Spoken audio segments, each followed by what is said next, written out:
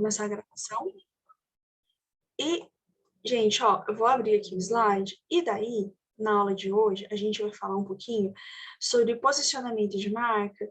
E daí, gente, a aula dessa semana, eu acho que vocês vão perceber que ela é um pouquinho polêmica, tá? Por que ela é um pouquinho polêmica? Porque acabou que eu usei alguns exemplos falando de política. Na verdade, só por isso, tá? E por que eu usei exemplo de política? Porque é o que, sinceramente, as pessoas têm comentado mais a respeito, então fica mais fácil da gente lembrar de imediato daquilo que eu estava falando, tá? Então, primeiro de tudo, vocês têm alguma ideia do que significa posicionamento de marca? É o posicionamento que alguma marca toma em relação a um assunto como política, por exemplo? Desculpa, o Vinícius cortou no comecinho e eu não peguei todo o seu comentário. Seria tipo os posicionamentos que a marca e as pessoas que representam a marca têm em relação a algum tema? Não sei. Olha só, é um outro ponto de vista, mas assim, para o marketing de forma estrita, posicionamento é o jeito como você quer ser visto, sabe? Então, por exemplo, quando você quer ser visto de uma forma um pouco mais séria, né, você quer ser levado por exemplo, vocês agora vão entrar no mercado.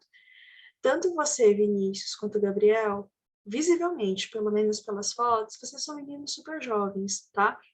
Mas pode ser que no começo da carreira de vocês queiram parecer um pouco mais velhos, ou seja, vocês querem assumir uma postura mais madura. Posicionamento diz respeito a isso, tá? É a forma como você está querendo projetar sua imagem, né? E aí, posicionamento a gente escolhe. E com base em que a gente escolhe o posicionamento? Primeiro, com base no público que a gente vai atender, e segundo, no perfil de empresas que vai estar atuando no lugar, tá? Então, por exemplo, vamos supor que você fosse oferecer algum tipo de serviço para a família real inglesa. Família real inglesa é super formal. Os príncipes, as crianças da família real, todas elas, mesmo pequenininhas, usam terno, gravata, colete. Então, vocês não iam provavelmente poder chegar lá, por exemplo, que nem o Gabriel tá de boné, de camiseta, vocês iam ter que ir vestida assim, na estica, tá? Porque o posicionamento de vocês para este público tem que se adequar ao público, tá? Da mesma forma, suponhamos que vocês fossem trabalhar numa comunidade do Rio de Janeiro, tá? O pessoal que mora numa comunidade no Rio de Janeiro é morro, são pessoas mais simples, muito quente. Se vocês chegassem lá de terno, vocês iam acabar gerando uma certa resistência, sabe? As pessoas pode ser que não se sentissem à vontade em contratar vocês pela formalidade excessiva, tá? Um outro exemplo. Já aconteceu com vocês de vocês estarem andando no shopping ou andando em algum lugar em que você passa na frente de um lugar, de uma loja, você nem entra, porque você fica pensando assim, nossa, isso aqui deve ser super caro, não vou entrar? Já aconteceu com vocês? Eu acho que já, mas não no shopping, acho que foi, não lembro onde, mas já teve uma situação que eu fiquei com vergonha, porque eu não estava preparado para a ocasião. Pois é, e isso, Gabriel, acontece quando a loja ela cria um posicionamento tal que ela, em termos práticos, ela afasta o público que ela não tem Eu interesse. lembrei, foi na Boticário. É porque foi um dia que, tipo, eu não sabia que a gente ia entrar nas lojas, aí eu fui um pouco mais mochibento na rua, aí tipo, foi um pouco de vergonha de entrar. Tanto é que eu fiquei esperando minha família no lado de fora, fiquei com vergonha. Vinícius está falando que acontece direto. Isso é posicionamento da loja, tá? E assim, a loja, ela não pode fazer nem mais e nem menos do que o cliente espera. Ela tem que fazer exatamente aquilo que vai ser atraente para ela, tá? Então, por isso, eu já comentei com vocês também o seguinte, não dá para agradar a todos. A gente tem que escolher a gente vai atender, porque de acordo com quem a gente escolher, a gente vai ajustar vestuário, vai ajustar a forma de falar, a gente vai ser mais ou menos sério em função disso, tá? E, Marco, aproveitando, seja muito bem-vindo, que bom que deu certo você entrar, tá? Eu vou comentar com vocês um exemplo que aconteceu comigo faz muitos anos, eu tenho quase que certeza que eu já falei isso para vocês, e se eu já falei, desculpem a repetição, tá? Eu me formei no Mato Grosso do Sul, trabalhava no centro da cidade, fazia estágio no centro da cidade, almoçar no centro da cidade. E geralmente restaurante de centro de cidade, gente, é simples, tá? É restaurante por quilinho, é salada, arroz, feijão, prato feito, coisas muito simples mesmo, tá? E um dono de restaurante, ele inaugurou um restaurante no centro, restaurante num ponto movimentado, só que ele caprichou tanto na decoração, tanto, que mesmo o preço do lugar sendo muito bom, o preço era exatamente igual ao dos concorrentes, mas o lugar era tão bonitinho que a clientela achava que o lugar fosse ser uma fortuna. Então, o restaurante era super bom, vivia vazio, e o cara ia quebrar, porque as pessoas ficavam intimidadas de entrar. Porque, gente, no centro de uma cidade grande, no centro, é o trabalhador, entendeu? É a pessoa que não tem dinheiro, não assim, é almoço de centro, é almoço do dia a dia, a pessoa não vai gastar muito dinheiro com aquilo, tá? E o cara, o que aconteceu? Ele tinha um cardápio maravilhoso, atendimento maravilhoso, uma decoração maravilhosa, só que no final das contas, ao invés de atrair, afastou. O que ele teve que fazer? Por incrível que pareça, a gente simplificar. Ele teve que chamar de novo o arquiteto, deixar a decoração mais simples, mais rusticona mesmo, e daí o restaurante lotou.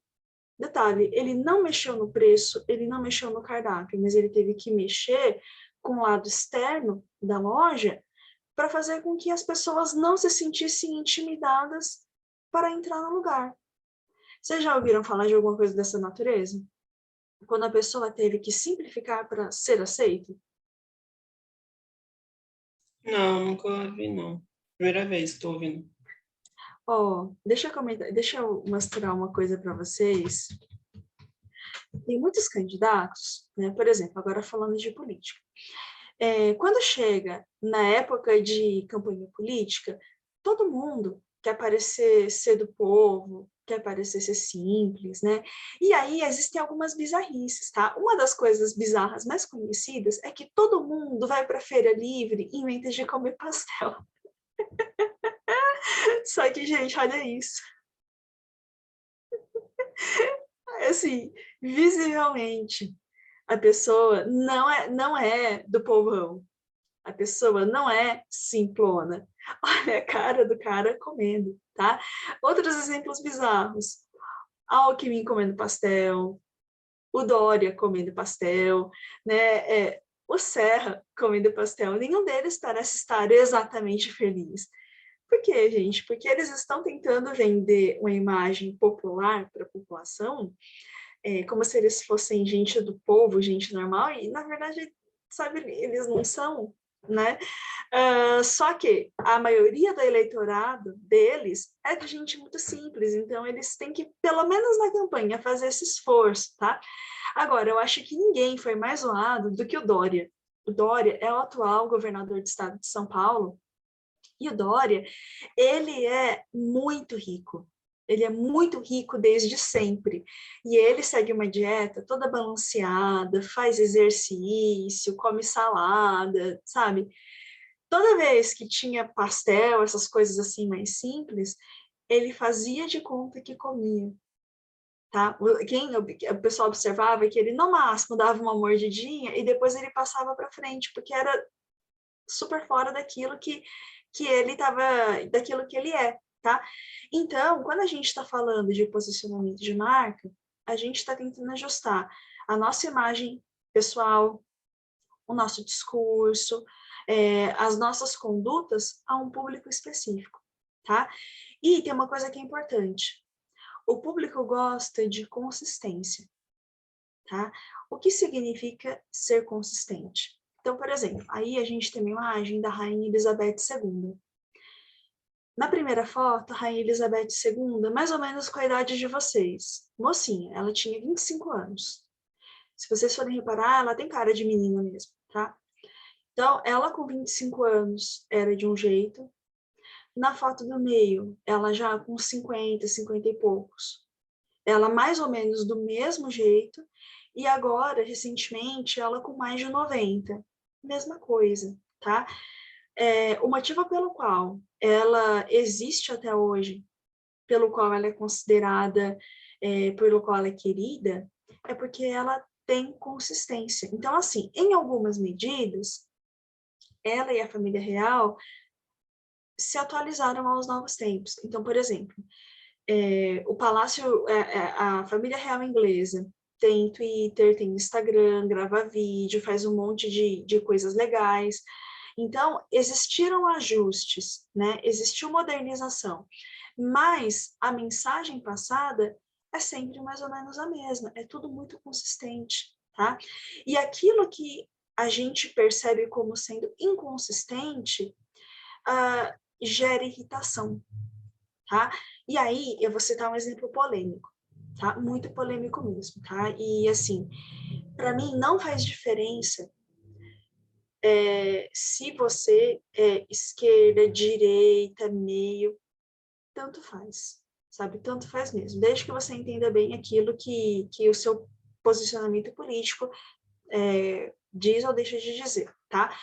O meu comentário não diz respeito à política exatamente, eu vou falar em relação a um exemplo de comportamento, tá? Então, agora no dia 7, houveram várias manifestações. Essas manifestações foram estimuladas por várias pessoas do governo, tá? Até aí, gente, direito de manifestação é um direito constitucionalmente estabelecido. Se você não gosta de alguma coisa ou se você gosta, você pode manifestar, né? Assim como outras coisas também estão na Constituição. Por exemplo, greve é um direito do trabalhador. Muito bem. Então, todos os sinais, né, enviados por pessoas que estão no governo eram todos muito convergentes, eram todos muito claros, tá? Em relação a uma determinada mensagem. E o ponto aqui, gente, não é a mensagem, é o que aconteceu depois. Um dia depois do dia 7, então, houveram manifestações. Antes do dia 7, o governo se manifestou positivamente, as pessoas foram à rua, teve gente que, enfim, viajou muito para chegar até Brasília, por exemplo, e tá. No dia 8, representantes do governo apareceram em vários jornais, na verdade, dizendo: olha, veja bem, não foi isso que eu quis dizer. Olha, veja bem, vocês entenderam mal.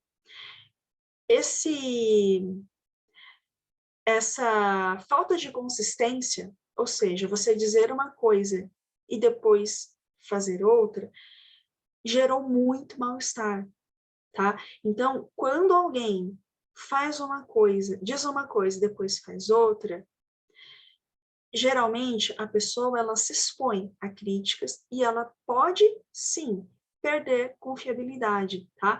Isso acontece com empresas, isso acontece com pessoas, isso acontece com todo mundo, tá? Então, na dúvida, ninguém, absolutamente ninguém, é estranho quando uma pessoa muda de ideia de forma gradual e de forma consistente. Então, por exemplo, quando a Rainha Elizabeth II se tornou rainha, o divórcio era uma coisa extremamente mal vista.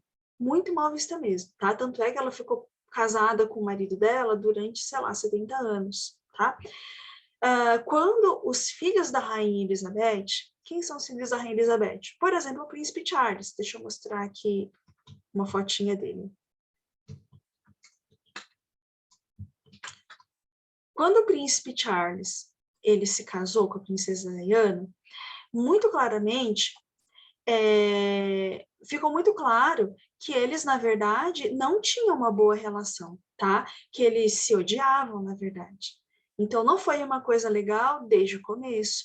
O que aconteceu com a Rainha Elizabeth? A Rainha Elizabeth, ela acabou percebendo, né, que eles não se davam bem, então ela mesma, em determinado momento, ela falou assim para os dois: olha, por misericórdia, vocês separem, porque estava ficando uma vergonha, tá?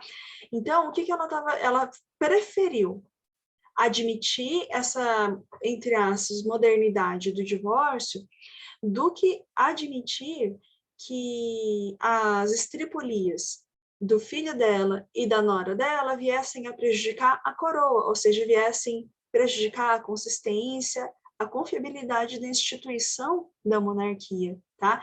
Então, assim, não é que a marca não possa mudar, não é isso. Ela pode mudar, mas tem que ser um processo gradual, um projeto consciente. Quem muda de ideia muito rapidamente acaba originando muita desconfiança. Vocês têm algum colega, algum amigo que é muito Maria vai com as outras? Toda hora eu mudei de ideia e a pessoa, assim, parece ser, entre aspas, meio cabeça fraca?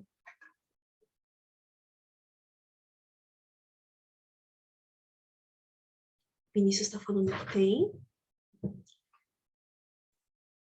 O Marco está falando que sempre tem. O Gabriel está falando que sim.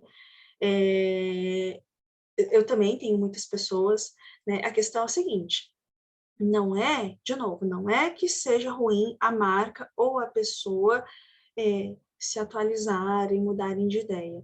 Mas quando isso é muito brusco, você fica em dúvidas quanto, primeiro, né, a confiabilidade e segundo, quanto ao equilíbrio mental no caso de pessoas. Quer um exemplo mais extremo? Peraí. Vou mostrar para vocês uma foto de uma pessoa que, de novo, né? Gente, eu estou falando muito de política e eu não gosto de fazer isso, tá? Mas é que os exemplos atuais são tão fresquinhos que fica mais fácil relacionar, tá? Eu vou mostrar para vocês a foto de uma ativista. Essa ativista é a Sarah Winter. A Sarah, ela fazia parte de um movimento feminista, Radfem. O movimento feminista Radfem é uma minoria, na verdade, do movimento feminista, é extrema minoria, em linhas gerais, que acredita que o melhor jeito das mulheres acabarem com o patriarcado é por meio de ações violentas. Só que assim, gente, é uma minoria, tá? E ela acabou sendo expulsa, na verdade, do Fêmen, dentre outras coisas porque ela foi acusada de desviar verbas, então, sim, ela roubou o dinheiro das meninas. Enquanto ela era do Fêmen, enquanto ela era do Fêmen, ela assumia uma série de condutas, tá? Contra uma série de coisas, tá? Meses depois, ela se converteu, começou a renegar tudo aquilo que ela defendia e ela simplesmente colou a imagem dela a uma série de posicionamentos radicalmente diferentes de quem ela era, tá? Então, o que aconteceu com ela em termos práticos? Tanto a esquerda quanto a direita, em alguma medida, tinham um pé atrás com ela, porque a mudança foi muito brusca, foi uma questão de semanas ou poucos meses. Resultado, quando ela foi presa, nem um lado e nem o outro tomou a defensiva, nenhum lado nem o outro buscou ajudá-la, porque nenhum lado nem o outro, na verdade, botava muita fé, nenhum lado tinha muita confiança nela, tá? E no caso dela específico, tanto ficou muito patente uma falta de, digamos assim, consistência, como ficou patente também a possível existência de algum problema mais sério, por exemplo, de natureza emocional. Então, estou mostrando aqui alguns exemplos do que não fazer, tá?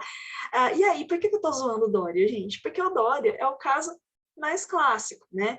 O Dória agora também dizendo coisas muito justas. Ele foi muito criticado por assumir uma postura oportunista, ou seja, para se eleger, ele se uniu a posicionamentos que ele até então sinalizava contra, né? Só que quando começou a pandemia, ele assumiu uma postura e nela ficou. Então, o mínimo de consistência ele vem tendo, né?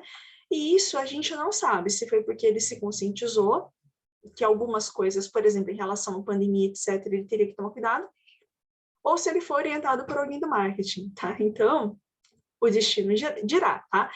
Eu trouxe aqui alguns exemplos que também estão na aula. Vocês estão conseguindo ver a projeção, gente? Sim. Então, ó, tem de 2018, que ele começou defendendo o Bolsonaro, mas antes ele falava mal. Aí, ele começou a, do nada, falar mal de novo. Daí, nas eleições do ano passado de município, quando o Bolsonaro perdeu, o Dória pirulitou de vez, e agora, hoje, O Dória basicamente fala mal o tempo todo, tá?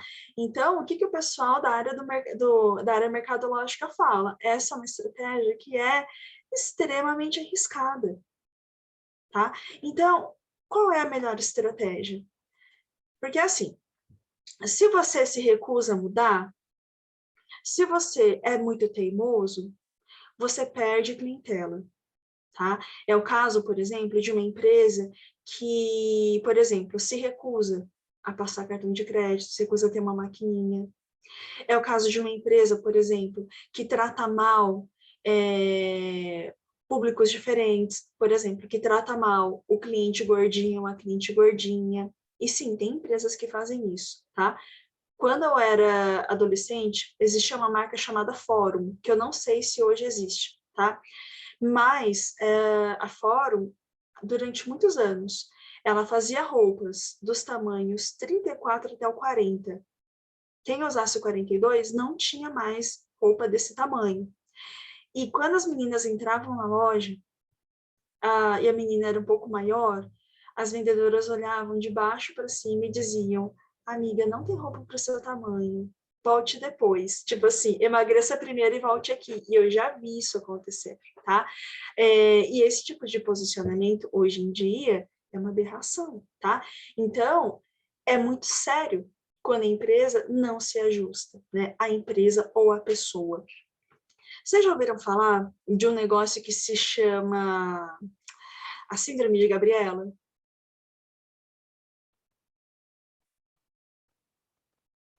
Vocês já ouviram falar alguma vez disso? Não? Deixa eu mostrar para vocês essa pérola, tá? Vou mostrar para vocês primeiro o vídeo para vocês se irem um pouquinho. E depois eu quero conversar com vocês um pouquinho mais sobre o que foi mostrado aqui. Espera aí. Cadê? Achei.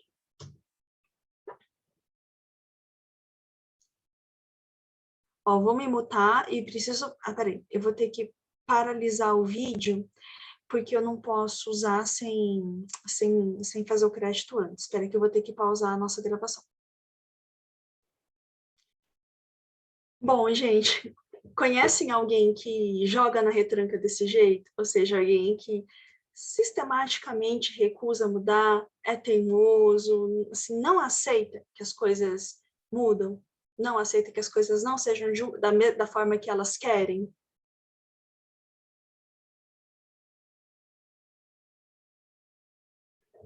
Bom, o Gabriel está dizendo que sim, o Vinícius está dizendo que muitas. Bom, eu sou de uma família de pessoas extremamente teimosas, eu mesma sou bastante teimosa, mas igual a meus parentes, e sinceramente eu me acho até tranquila. Então, assim, o que acontece em muitas medidas é que quando a pessoa ela recusa a mudança, quando a pessoa, que nem diz nem a terra, joga na retranca, recusa mudar, a pessoa acaba perdendo muitas oportunidades, tá? A pessoa ela acaba ficando para trás e depois, quando ela vai ver, o mundo todo mudou de formas tais que ela não consegue mais entender o que está acontecendo, tá? Eu vou contar um exemplo que eu ouvi essa semana, tá? Eu estava oferecendo, agora na segunda e na terça, eu fiz um mini curso aí em Monte, online, falando sobre sucessão familiar. O que é isso? Quando a pessoa tem uma loja, uma fazenda, algo assim, e ela tem que preparar o herdeiro ou a herdeira, ou seja, você vai preparar o caminho para que o herdeiro seja bem sucedido, tá? E eu estava dando lá, falando o conteúdo, as pessoas estavam participando, cada uma falando o seu ponto de vista. E aí, uma delas me contou uma história que eu fiquei de cabelo em pé, tá? Assim, resumindo muito, a história é a seguinte: tem pelo menos 30 anos que toda a parte de cultivo de café ela é totalmente mecanizada, tá? Eu tô falando pelo menos 30 anos, porque na realidade já tem 40 ou 50 anos que você tem máquina colheitadeira de café, né? Inclusive, Vinícius, Gabriel, Marcos, vocês conhecem alguém que é cafeicultor? Que tem fazenda de café?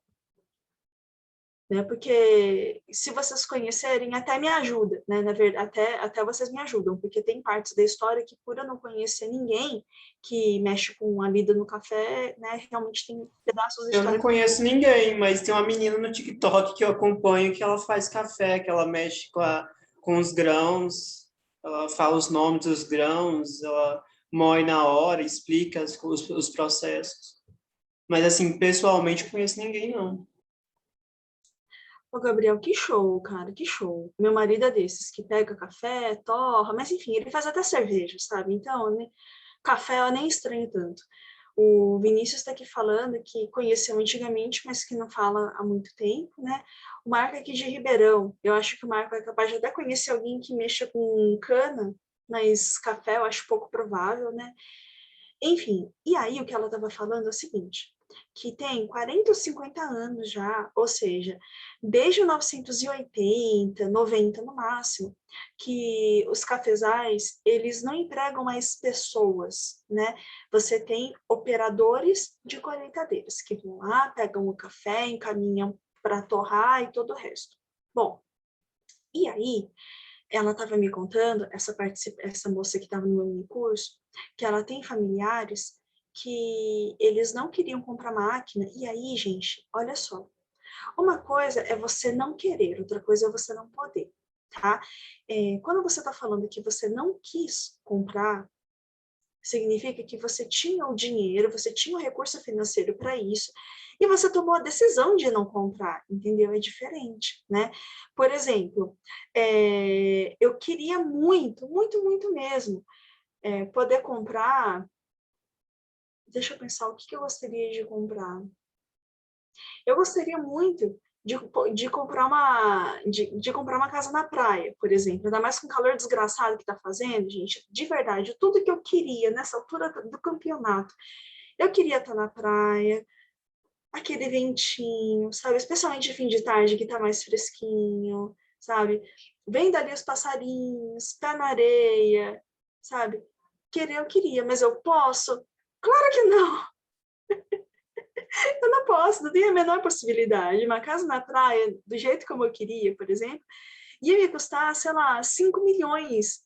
Eu não tenho nenhum, nem perto de 500 mil, nem nada. Então, não é uma questão de querer. Querer eu queria, mas eu não posso. E no caso desse pessoal do café, que a moça estava me falando, o pessoal tinha condição de comprar, mas não queria porque achava que esse negócio de máquina não ia virar, não ia dar certo.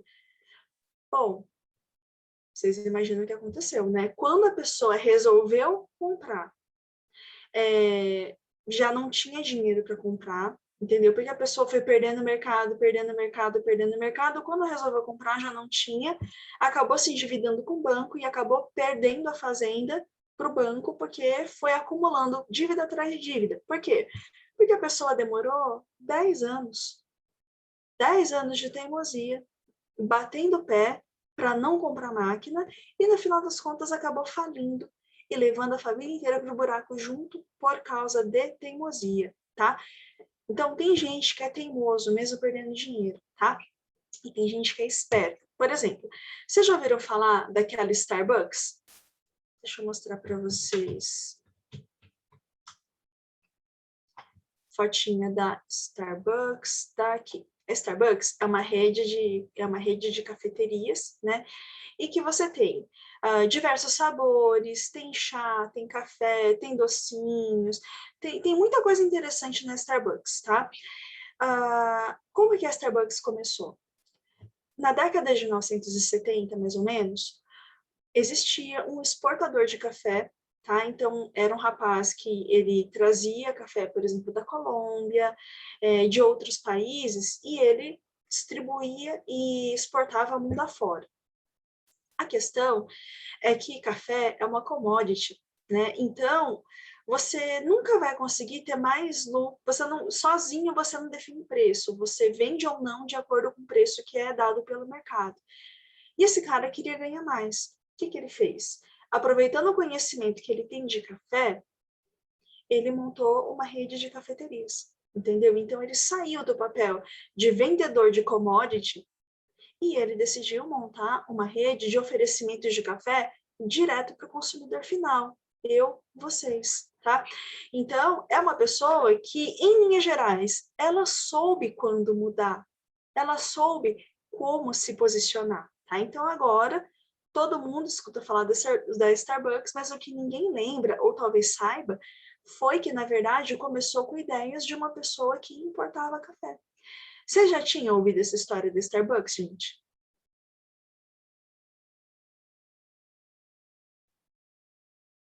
Bom, o Gabriel está dizendo que não. As pessoas, no geral, a gente vê a empresa depois que ela está montada, bonitinha, mas a gente não para pensar, tá? Agora, uma coisa que é importante também ter em consciência, ter em mente é o seguinte, que uma empresa, ela consegue crescer com maior consistência, com mais seriedade, quando ela escolhe um posicionamento, tá? E quando esse posicionamento não é rígido demais. Ou seja, não fica mudando toda hora, mas também não fica parado no tempo, né? Então, por exemplo, aqui a gente tem foto das princesas da Disney, né? Então, aqui tem a primeira princesa da Disney, que foi a Branca de Neve, e tem também aqui as últimas princesas da Disney. Então, aqui a gente tem a Moana, a gente tem aquela mocinha do Valente, que inclusive eu acho que é o desenho mais legal da Disney. E aí tem a nova fase da Disney, que é, por exemplo, a Vanellope, lá do Detona Ralph. Tem aqui a Rainha Elsa, veja bem, não temos mais uma princesa, temos uma rainha aqui presente. E a irmã dela, a... não lembro. Gente, qual é o nome da irmã da Rainha Elsa? Alguém me ajuda? É a Ana? Não lembro, gente, mas enfim, a irmã da Rainha Elsa. O que a Disney fez? A Disney, ela, em linhas gerais, ela criou uma imagem.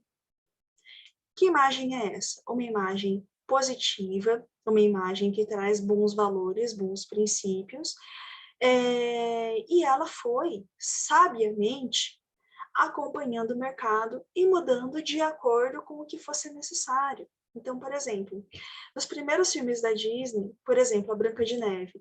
A Branca de Neve, coitada, ela basicamente chora, é socorrida pelos anões, e depois o príncipe a beija, ela acorda e todos vivem para sempre.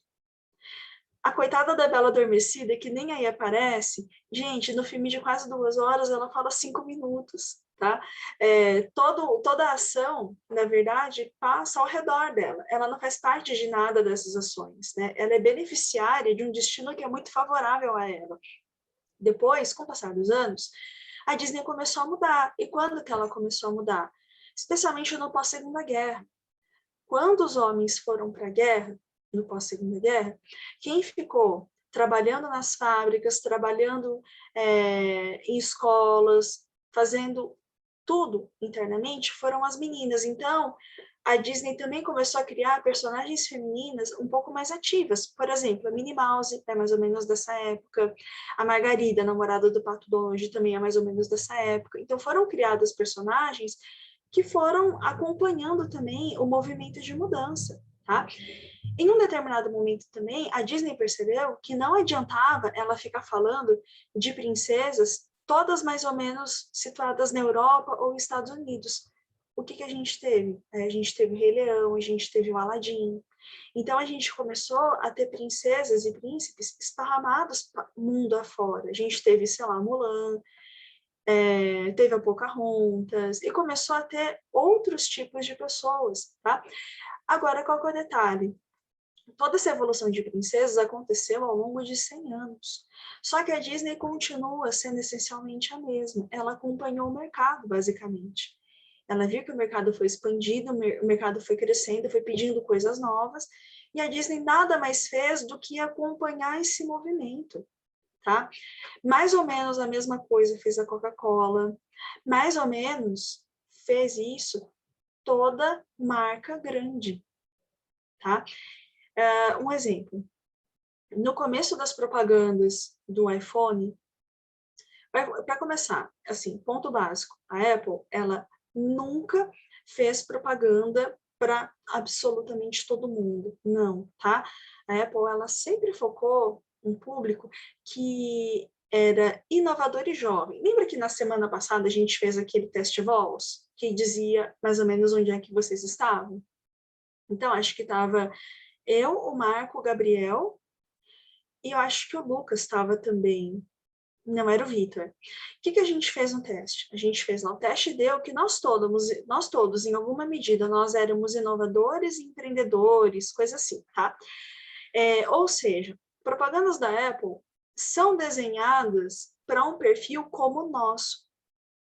As propagandas da Apple não servem para outros perfis, tá? Então, eles escolhem esse perfil porque eles sabem que nós estamos mais propensos a comprar o produto deles do que outras pessoas, tá? Então, deixa eu só mostrar para vocês.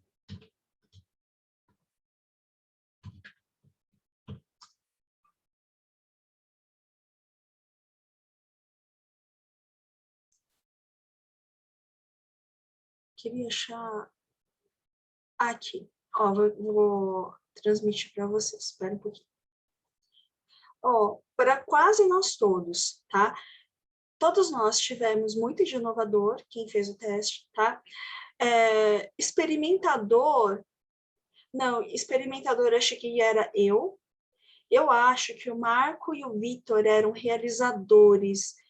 Era isso, Marco, ou estou boiando? Você e o Vitor tinham o mesmo resultado, mas era só invertido. Você consegue lembrar? É inovador. Então, nós todos tivemos inovador. Você consegue lembrar qual que era o seu segundo? Se era realizador ou se era experimentador? Então, o seu era experimentador e o do Vitor também, o meu do realizador, né? E o de vocês era invertido.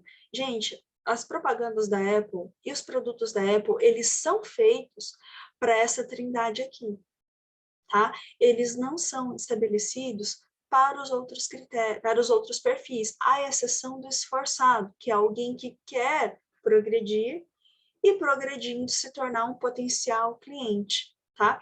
Mas não é o público-alvo original desse tipo de produto, tá? Com o passar dos anos, o que a Apple acabou percebendo? Que todo mundo, né? Então, no começo, as propagandas da Apple, as poucas que ela fazia, aliás, elas eram destinadas a um público absolutamente jovem, muito jovenzinho mesmo, tá? Então, por isso, o que a Apple acabou fazendo com o passar dos anos também? Como as pessoas começaram a aprender a lidar com o celular, o pessoal da Apple começou a investir em propagandas que deixassem claro que, na verdade, pouco importa a idade, desde que você seja inovador e desde que você seja criativo, tá? Então, todas as marcas, elas vão pensar no que está acontecendo hoje, mas elas nunca vão deixar de pensar no que está no futuro. Então, a empresa ela vai se manter consistente nos seus valores básicos, mas ela precisa inovar de alguma forma, tá? Deixa eu mostrar para vocês uma propaganda da Apple que representa bastante isso. Só um segundinho, gente, que eu preciso procurar.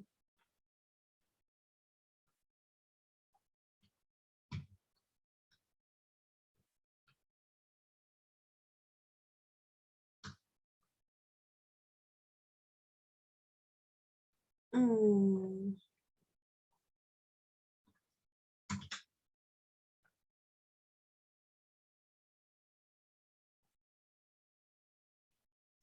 Peraí que eu vou baixar essa propaganda para mostrar para vocês.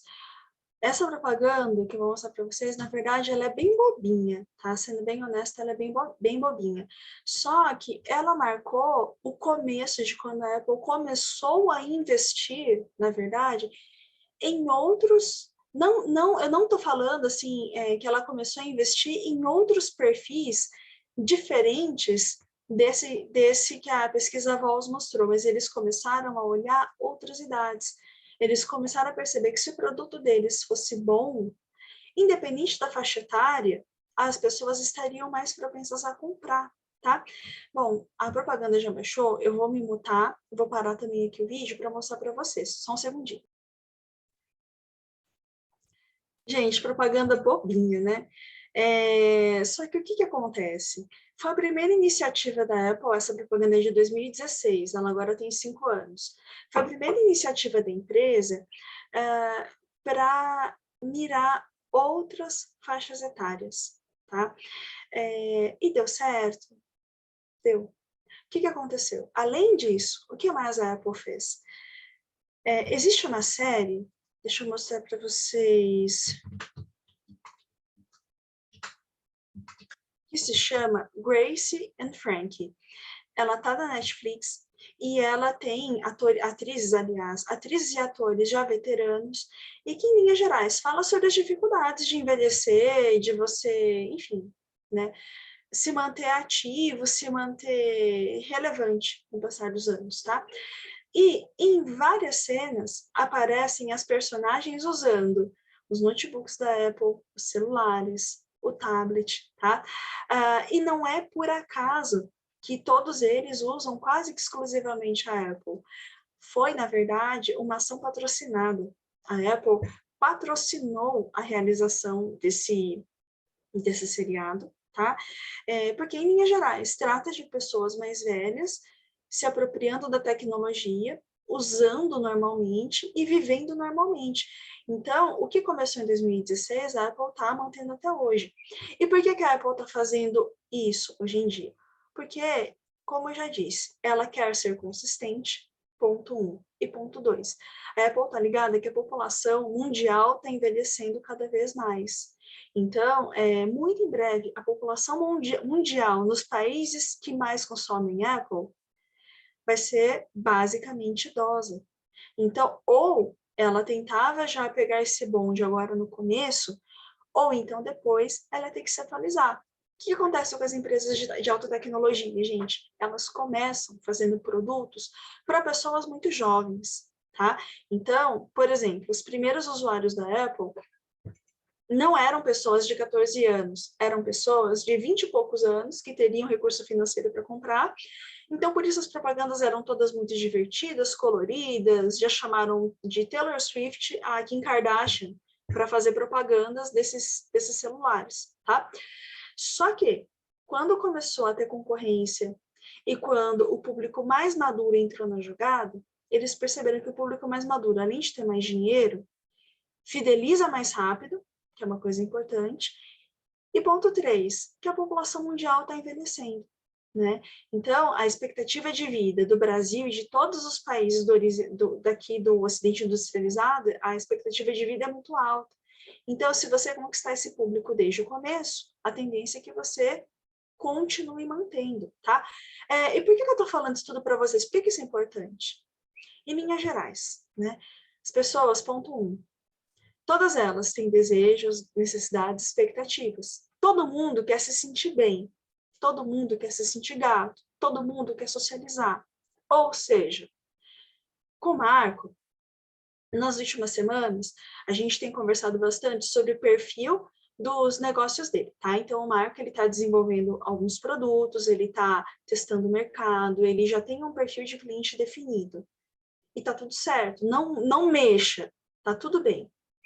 Mas não perca de vista o ponto, Marco, que se a sua ideia der certo, o seu cliente que compra hoje com você com 20 anos, tudo dando certo, com os 50 ele vai continuar comprando também.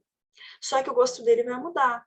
Então, você vai ter que criar algumas linhas de produtos, algumas linhas um pouco mais descontraídas e algumas linhas um pouco mais sóbrias, porque o seu produto vai ter que mudar de acordo com o gosto do cliente, para não virar uma bomba que nem foi aquela marca Bad Boy, anos e anos atrás, tá?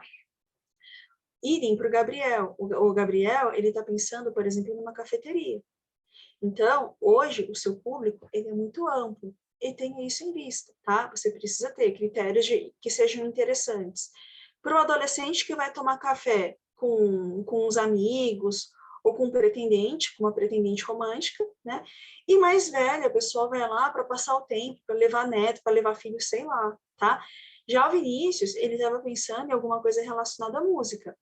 Hoje, Gabi, o Vinícius, o seu público, ele possivelmente vai ser muito jovem, tá? Mas no começo, tudo dando certo, você vai atrair o público mais velho, porque é o público mais velho que de fato paga, tá? Vocês estão entendendo o raciocínio?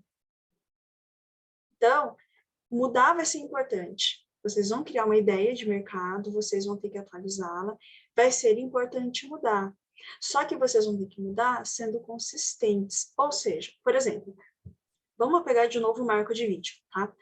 O Marco, ele está desenhando uma linha de produtos que são, na verdade, muito bonitos, muito interessantes, um produto premium, que tem um design legal, sabe? Enfim, é show. E ele vai ter que pensar em produtos que sejam mais compatíveis com o público mais jovem e o público mais velho. Pode ser que o pessoal mais jovem e mais velho usem a mesma coisa? Pode. Por exemplo, alianças. Seja de compromisso, seja de casamento, seja para quem tem 15 anos ou para quem tem 80, a aliança é a mesma, tá? Então, tem alguns produtos que eles são de fato atemporais, tá? No caso masculino, por exemplo, o que é atemporal? Aquelas correntinhas, por exemplo... Gente, mas eu separei, achei. Separei para mostrar. Por exemplo, correntinhas, mais ou menos dessas fininhas, com algum tipo de coisinha aqui na ponta, aquelas correntinhas que tem, que são de couro, ou então de cordinha, alguns tipos de pulseira. São, assim, pode ser um adolescente de 15 anos ou um cara de 50 mais vaidoso, vai usar do mesmo jeito. Só que tem algumas coisas que fazem mais sucesso em uma faixa etária do que outras. Por exemplo, alargadores de orelha. Sabe aqueles alargadores de furo? Já se sabe que o público que consome e faz esse tipo de intervenção corporal é o público mais jovem mesmo, né? Então, você vai ter que desenvolver produtos mais ou menos destinados às pessoas dessa faixa etária também, tá? E aí, quando a gente... peraí, antes de eu continuar falando. Gente, tá tudo bem? Sem novidades, tá tudo certo? Tá, beleza. O Vinícius tá avisando que tá tudo bem. Então, continuando, gente. Outros pontos que é importante destacar, que é assim, vocês precisam mais ou menos pensar em... eu não sei como colocar isso de uma forma mais elegante.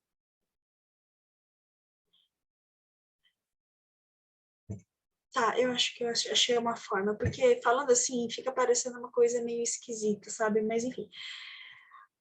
Em linhas gerais, a gente escolhe com quem a gente vai competir, tá? Como que a gente escolhe com quem a gente vai competir? Quem a gente acredita ou tem boas chances de acreditar que aquela pessoa, aquela empresa e não outra, vai fazer mais estrago no nosso dia a dia do que outros, tá? Eu vou dar um exemplo bem besta, tá? Bem besta mesmo, só para ficar um pouco mais claro. Vamos supor, aliás, vamos supor não. Vocês já viram aquela série Scott Pilgrim versus o Mundo? Que é um rapazinho que ele gosta de uma moça, Ramona, e daí ele começa a disputar com todos os ex-namorados, e o menino, coitado, desculpa o termo, mas ele é bonzinho, mas ele é muito Zé Ruela. E aí ele vai competir com os ex-namorados da Ramona. E os ex-namorados da Ramona, todos eles parecem ser mais legais do que, aparentemente mais legais, mas no final das contas o que importa é que o rapazinho é realmente legal, tá? E o ponto é, ele escolheu participar disso. Ele acabou elegendo com quem ele iria disputar. Não foi exatamente a Ramona que falou, você vai lá, tá? Ele se colocou naquela disputa, entende? E o fato é que, organizacionalmente, seja na vida profissional de vocês, por que vocês vão querer ter algum adversário? Eu não estou falando querer porque, assim, nossa, eu quero brigar, não é isso. Mas ou vocês vão eleger alguém para prestar atenção, né, para usar como referência, para dar uma olhadinha ali em como é que está fazendo, né? Ou porque vocês vão ser pressionados ou seja, vocês têm realmente um concorrente que está roubando o mercado de vocês. O caso é que, em muitas medidas, vocês terão algum concorrente que por um motivo ou outro, essa pessoa é uma pedra no seu sapato, tá? Deixa eu fazer uma pergunta besta. Nesse instante, de novo, exemplos malucos, tá? Nesse instante, eu sei que eu me lembre, o Marco estava namorando, Vinícius e Gabriel, vocês estavam namorando ou enrolados? Eu não lembro. Eu lembro do Marco e do Luiz Gustavo. Bom, Vinícius não tá namorando, Gabriel tá solteiro, o Marco tá namorando ainda, tá, né? Então tá. Temos agora o Marco. Mas vocês todos já gostaram, né? Independente de estar namorando nesse momento ou não, todos vocês, em alguma medida, já gostaram de alguma pessoa, tá? Já ficaram apaixonados, acordaram pensando na pessoa, dormiram pensando na pessoa, ficavam o tempo todo olhando a fotinha da pessoa no Instagram e suspirando. Ai, meu Deus. Enfim, coisas lindas. Bom, e o ponto é que dificilmente a pessoa que vocês foram apaixonados não teve um ex-namorado ou algum rolo anterior. E sem surpresa nenhuma, vocês também, do mesmo jeito que vocês vão estar olhando assim a foto da pessoa amada, vocês vão estar olhando assim. Esse passado dela aí, até que, né, não parece ser uma pessoa tão ruim assim, né? Então, em algumas medidas, para algumas pessoas ficam olhando, entre aspas, o que veio antes, tá? A pessoa com a qual você gosta hoje já se relacionou ou gostou bastante, tá? Já adianto que isso não é uma coisa muito bacana, mas, em termos empresariais, vocês também vão passar por algo dessa natureza, tá? E qual que é o critério de decisão? Quem, além de você, tem maiores chances de atender o mercado-alvo, tá? Então, vamos parar para pensar, por exemplo, em fast food. Fast food, hambúrguer, refrigerante, batata frita. Vamos parar para pensar, quais são as lojas que vendem os lanches favoritos de vocês? Vocês têm alguma preferência específica? McDonald's, Burger King, alguma loja local? Qual loja vocês preferem?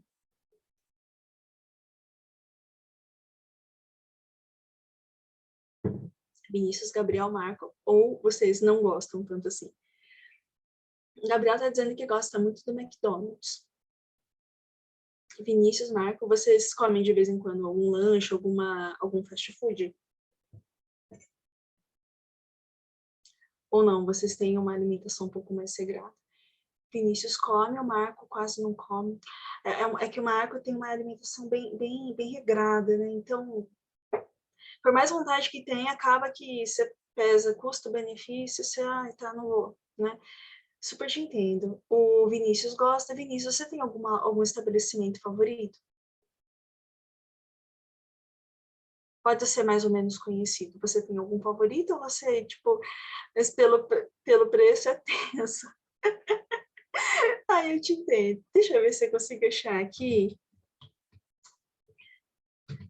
Deixa eu ver se eu consigo mostrar para vocês meu lanchinho favorito, tá?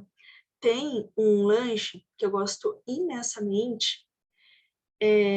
O Gabriel pediu só uma vez e nunca esqueci. Meu favorito é esse estabelecimento aqui. Eu amo o lanche desse lugar. Amo, amo, amo, amo, amo, amo. Eu acho uma delícia, eu acho super gostoso. O atendimento é super legal. Eu gosto muito do lanche desse lugar, tá? E o ponto, tá? É o seguinte. Seja você uma grande rede, como por exemplo o McDonald's, ou seja você uma rede pequena, como por exemplo o Bendito Burger, esse que eu gosto, o McDonald's, por exemplo, ele teve que desenhar uma estratégia para que ele se tornasse diferente, por exemplo, da Burger King, por exemplo, da Wendy's. E aí, deixa eu contar uma coisa para vocês que é até engraçado. Se você for perguntar para algum executivo do McDonald's, o que ele faz para se diferenciar do Burger King, o que ele faz para se diferenciar da Wendy's? Wendy's, gente, para quem não sabe, é uma rede de fast food que existe nos Estados Unidos e que é concorrente direto do McDonald's e do Burger King, tá? O que é concorrente direto? Oferece mais ou menos a mesma coisa, tá? Então, são lanches muito parecidos, preços similares, tá? Essa aqui, a rede, ela é bem gostosinha, tá? Mas se você for perguntar para os donos do McDonald's, ou né, para os gestores, você vai falar, olha, o que você faz para combater a concorrência? Eles vão falar o seguinte, eu não me adapto, não me adequo à concorrência, é a concorrência que se adequa a mim, é sério, eles falam isso, tá? Só que a gente vê em termos práticos que isso não é verdade, tá? Então, por exemplo, o McDonald's, antes do Burger King chegar aqui no Brasil, eles não faziam promoção de nada. Agora, por exemplo, eles fazem aquela promoção de todo dia tem algum clássico do McDonald's vendido a um preço mais em conta.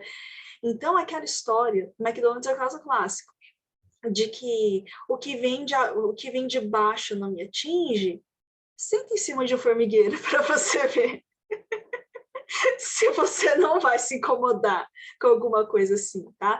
Então, as empresas, elas dizem que eu não me importo, a concorrência que tem que se adaptar a mim é balela, tá? Todas as empresas, em maior ou menor medida, elas vão ter que se adequar, tá? Seja empresa gigantesca ou seja ela pequena. Qual que é a questão? É que se a empresa não sabe, primeiro, ela tem que conhecer bem o público dela. E segundo, além de conhecer bem o público dela, ela tem que saber quais são as opções que o cliente dela pensa quando, por exemplo, quer comer lanche. Ou seja, quem são os potenciais concorrentes dela, tá? Se a sua empresa não tem noção de quem são os seus concorrentes, você acaba ficando meio biruta, tá? Como assim? Você não sabe para que lado olhar, entendeu? Então, de alguma forma, você elege o seu concorrente, você escolhe com quem você vai competir. Sim, você escolhe. Mas você escolhe uma pessoa ou outra porque você é alucinado, porque você é biruta? Claro que não. Você vai procurar aquele concorrente que aparentemente tem maior chance de fazer frente a você do que outros, tá? Deixa eu mostrar para vocês um outro vídeo e esses vocês vão rir um pouco, tá? Inclusive, a primeira vez que eu vi esse teste, eu comprei. Eu comprei as duas marcas e, de fato, eu percebi que não faz diferença. Espera aí. Espera aí.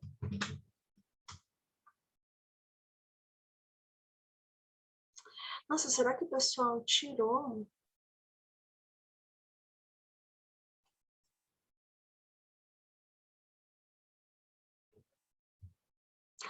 Gente, fiquei agora triste. Simplesmente tiraram do ar uma reportagem que tinha na Folha de São Paulo falando de teste cego. Poxa vida.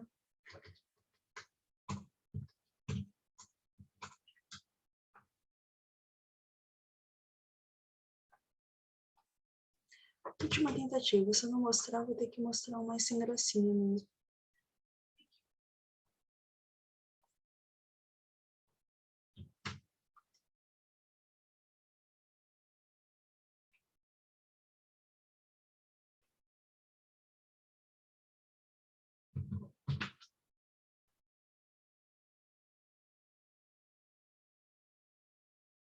Hum.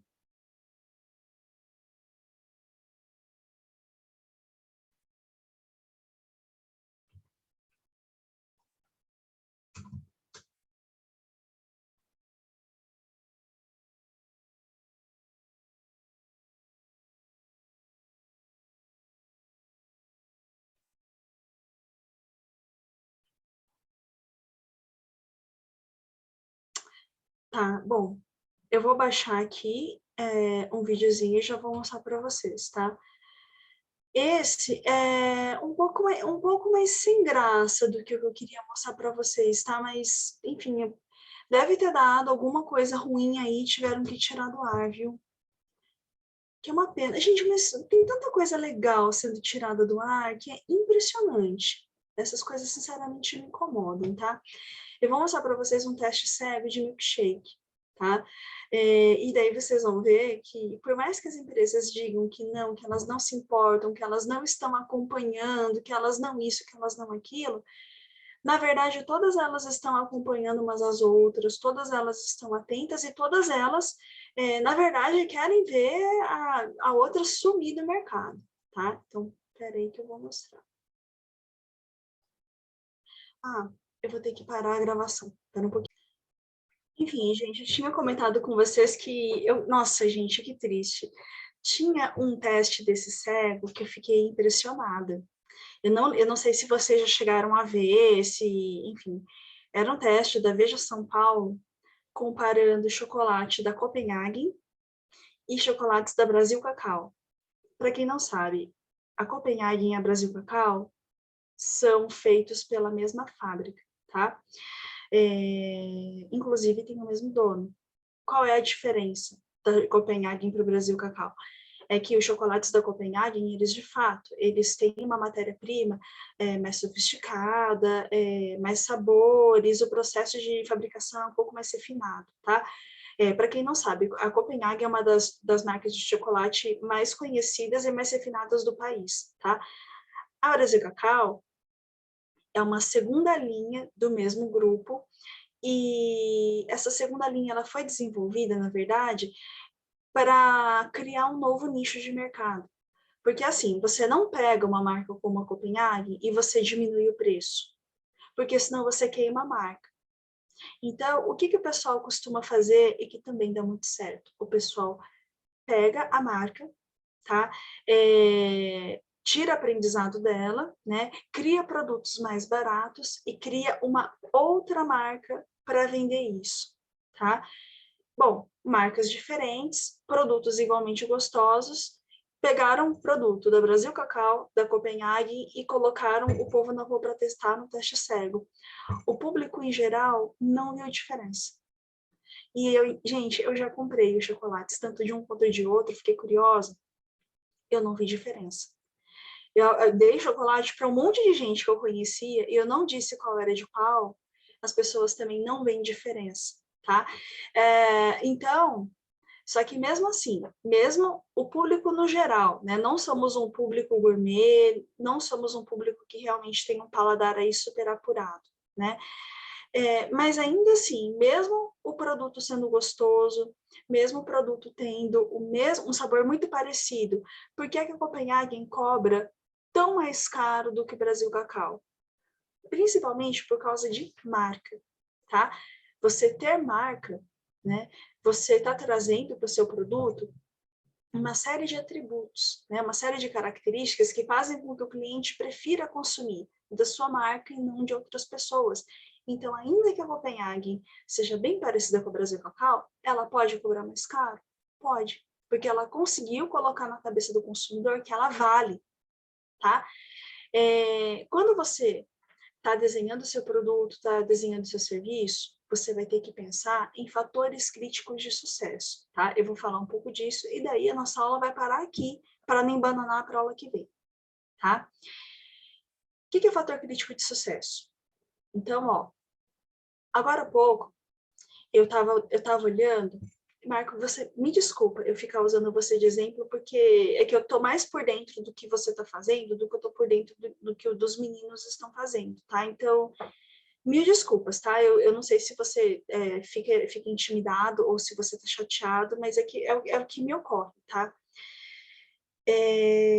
Bom, falando do Marco. O Marco, ele acabou de fazer as entrevistas dele, né, junto a 4 entrevistados que utilizam o produto que ele está pensando em vender, tá? E o Marco acabou de escrever que não tem problema, Marco, que bom, porque, desculpa, só como eu acabei de ver, você é o que está mais vindo fresco na memória, tá?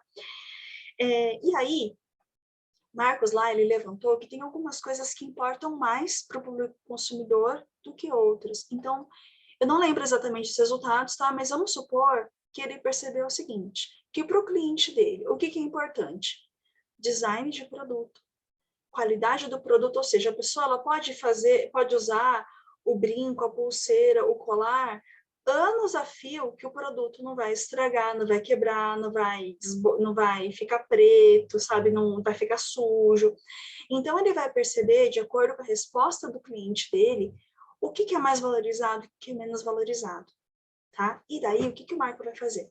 De acordo com aquilo que o cliente dele falou, olha, eu quero um produto que seja na moda, eu quero um produto que seja durável, eu quero um produto que eu possa comprar pela internet, eu quero um produto que eu consiga comprar usando cartão de crédito. Ele vai pegar o produto dele, que é o A, aí ele vai verificar 2 outros concorrentes que também foram citados pelo cliente dele, tá? E daí ele vai pegar, por exemplo, a outra marca B, que eu estou chutando que vai ser aquela que vende no shopping. Eu tô tentando lembrar o nome, a Convex. Aí vai, sei lá, concorrente B dele vai ser a Convex, né? Quem que é a Convex? Empresa que faz esse tipo de produto, tá? Coisa de aço cirúrgico, prateado, dourado, enfim, joias masculinas. E, curiosamente, são minhas favoritas também, por isso eu tenho um monte. E o concorrente C, uma outra pessoa qualquer, tá? E daí, o que que o Marco vai fazer? Ele vai, com a cabeça fria, ele vai tentar se ranquear, ou seja, ele vai se comparar o produto que ele tem a oferecer com o produto dos demais clientes, e ele aí vai poder perceber o que que o cliente tem que ele não tem. E daí ele vai tentar melhorar, vai tentar evoluir para que o produto dele seja disparado, o mais lembrado pelo seu cliente, tá? Agora, o que não pode fazer, o que que o Marco, ele não faria isso de toda forma, porque ele é um rapaz bem inteligente. Mas o que que a gente não pode fazer? A gente não pode tentar vender o nosso produto baseando a nossa estratégia em falar mal dos outros, né? É aquela história. Toda vez que você fala mal de alguém, isso diz mais a seu respeito do que a respeito da pessoa que está sendo ali ofendida, a pessoa que está sendo ali comentada, tá? Eu já comentei esse exemplo com vocês, eu peço desculpa por repeti-lo, tá? Mas há muitos anos atrás, quando eu fui comprar meu carro, eu visitei diversas empresas de veículos. Em uma delas, o vendedor basicamente falou mal das outras marcas, né? Ele não falou do benefício do produto dele, ele não falou do consumo do combustível do produto dele, ele não falou do seguro do produto dele, que era mais barato. Eu saberia falar mais coisas boas do produto dele do que ele mesmo. Ele treinou todo um discurso, na verdade, de falar mal da concorrência, mas ele não sabia falar bem do produto dele. E ele ficou, gente, meia hora me alugando, falando mal dos outros fabricantes de carro. E, gente, eu juro para vocês, eu sempre tento ser uma cliente legal, sabe? Eu não gosto, por exemplo, de entrar numa loja para só olhar e não levar nada. Eu até entro para dar uma olhadinha, mas eu não fico alugando o vendedor pedindo para trazer as coisas. Se eu entrei naquela concessionária, é porque eu tinha intenção de levar. No final de meia hora daquele cara alugando, eu falei, tá, eu já tô sabendo que a marca tal é ruim, a marca tal é péssima, mas o que é que você poderia me dizer sobre o seu produto? O que que ele tem de diferente? O que que ele tem de melhor? Gente, o rapaz até engasgou. Ele tinha treinado todo um discurso, na verdade, um discurso bem fuxiqueiro, e quando eu perguntei para ele sobre coisas que ele poderia me oferecer de melhor, ele engasgou e ele não conseguia. Ele não sabia apresentar nada. E eu fiquei muito mal impressionada. Sem surpresa nenhuma, não levei o produto, acabei levando da pessoa que, na verdade, soube valorizar melhor o produto dela, sem falar dos outros, tá? Então, é um equilíbrio muito difícil de ser atingido. Na mesma proporção que você tem que ficar de olho no que a concorrência faz, você também não pode deixar que isso tome totalmente a sua cabeça. Você não pode deixar que a sua criatividade, que as suas ideias sejam corrompidas por essa competição. E é muito difícil isso, tá? Para quem tem curiosidade, depois dá uma olhadinha no YouTube, no Google, sobre as brigas que já existiram entre a Pepsi e a Coca-Cola.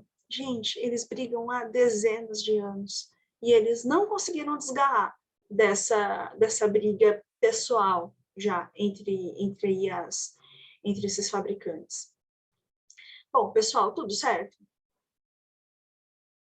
Tudo certo? Alguma novidade? Tá tudo bem? Então, beleza, meninos. Bom, eu acho que por hoje é só, tá? Vinícius, Gabriel, me procurem para a gente conversar, tá? Para a gente ver o trabalho de vocês.